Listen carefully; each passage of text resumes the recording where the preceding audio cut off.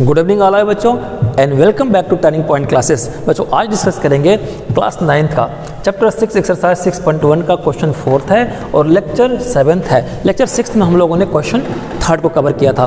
Question को जरा पढ़िए, क्वेश्चन इतने ही है, ये सारे बुक में आपके दे रखे हैं, ए भी क्वेश्चन में दिया है और ए भी क्वेश्चन में दिया है। क्वेश्चन का जरा गो थ्रू होते हैं। Question said if x plus Y, if x means COB angle और COA यानी कि x प्लस वाई इक्वल है W प्लस जेड के, यानी ये दोनों एंगल और ये दोनों एंगल बराबर है। ठीक है, और होना भी चाहिए। कैसे? ये लाइन ड्रा, अभी इसको भूल जाइए, मैं इसी तरह से एक लाइन खींचता हूँ जैसे ये लाइन है। ठीक, अगर मैं कुछ न करूँ, कह दूँ कि ये ओरिजिन है, तो बेटा ये एंगल कितने के होंगे विदाउट लाइन?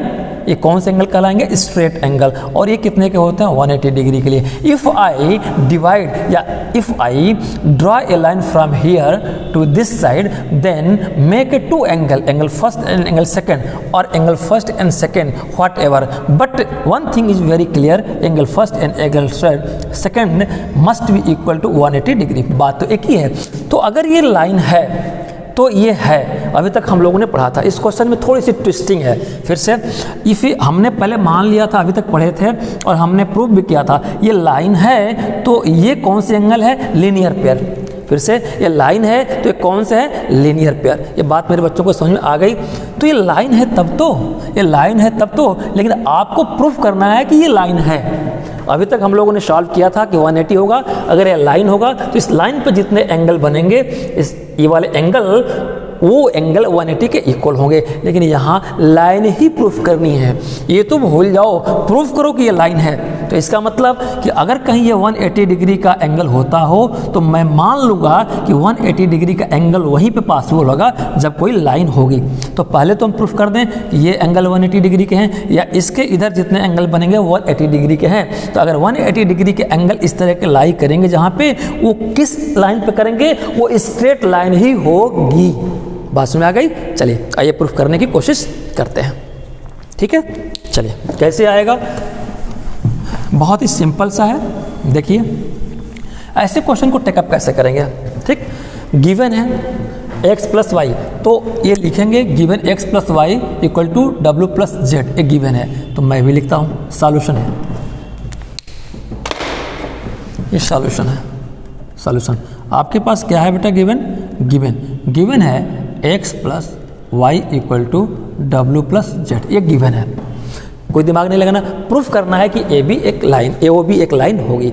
तो गिवन है, इसका मतलब कि ये एंगल x प्लस वाई और ये दोनों एंगल मिल करके दोनों एंगल बराबर आपस में हैं। हम जानते हैं कि लीनियर पेयर में एंगल ये 180 के होंगे। ठीक है, 180 के होंगे। या छोड़ो लीनियर पेयर को भूल जाओ। मैं फिर एक लाइन लिखता हूँ बेटा, ये मैथ है, एंजॉय करने की चीज़ है, चाहे जैसे सॉल्व करो। मान लो हम कहेंगे अभी ये 2 पॉइंट के बीच के डिस्टेंस बोलेंगे, लाइन नहीं बोलूँगा, 2 पॉइंट के बीच के डिस्टेंस है और मैं कहूँ कि इसको मैं ऐसे करूँ तो ये 180 के हो जाएंगे और इसको ऐसे कर दूँ तो ये भी 180 के। अलग अलग नज़रिए से देखोगे, अगर ऊपर देखो 180 और नीचे देखो 180, ये भूल जाओ। मैं कह दूँ कि पूरा एक राउंड द क्लॉक कर दूँ तो कितने के होते हैं? सबको पता है 360 डिग्री के। इसको बोलते हैं कौन सा एंगल? कंप्लीट एंगल बोलते हैं। तो कंप्लीट एंगल कितने के होते हैं? 360 डिग्री के हैं। ये तो सबको पता है ना, सबको पता है। चलो तो अब हम लिखेंगे कंप्लीट एंगल, यानी कि मैं बोलूँ तो X Y plus W Z, X plus Y plus W plus Z, ये कितने को हो जाएंगे? 360 डिग्री। क्यों हो जाएंगे? ये कंप्लीट एंगल ये हमने पढ़ा था, ठीक ना? कंप्लीट एंगल हैं, ये इतने के होते हैं। ये बात समझ में आ गई? समझ में आ गई सर। अच्छा, तो जब समझ में आ गई और मुझे ये पता है कि x प्लस वाई किसके इक्वल है? W प्लस जेड के। इसका मतलब कि इसके जगह पर मैं क्या लिख दूँ?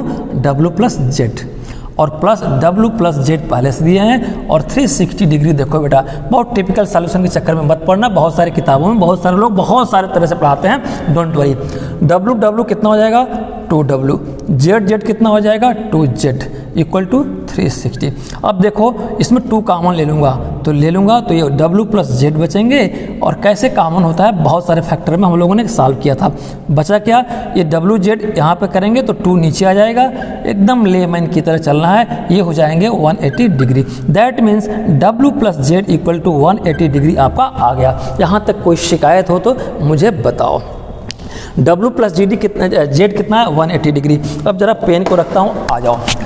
W प्लस जेड यानी कि ये 2 एंगल ही मिलकर के 180 हो गए। तो 2 एंगल किस सिचुएशन में मिलकर 180 होते हैं, फिर से 2 एंगल किस सिचुएशन में मिलकर 180 होते हैं, जब ऐसे सिचुएशन हो और ऐसे हो। ये एंगल फर्स्ट, एक एंगल सेकंड, ये इसी सिचुएशन में 180 आपस में बनाते हैं। तो ऐसी सिचुएशन को क्या बोलते हैं कि ये कौन सी सिचुएशन खड़ी रही होगी, किस सिचुएशन पर ये दोनों एंगल टिके हैं, तो स्ट्रेट लाइन पर टिके होंगे। ये स्ट्रेट लाइन पर ही ऐसे 2 एंगल बनते हैं, तो दोनों का सम 180 होगा। इसका मतलब कि वाई जेड को मैंने जोड़ा, नेचुरली 180 आ गए। तो जिस बेस पे वाई जेड टिका है, जिस बेस पे वाई जेड कंस्ट्रक्ट हुआ है, बेस कौन सा है, ए और बी बेस है। तो इस बेस पे वाई और जेड 180 है। दैट मीन्स कि base A be straight line है, ए बी एक स्ट्रेट लाइन है,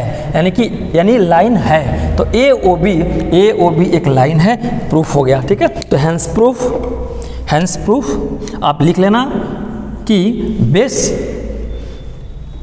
दिस हैपन, आप लिखोगे दिस हैपन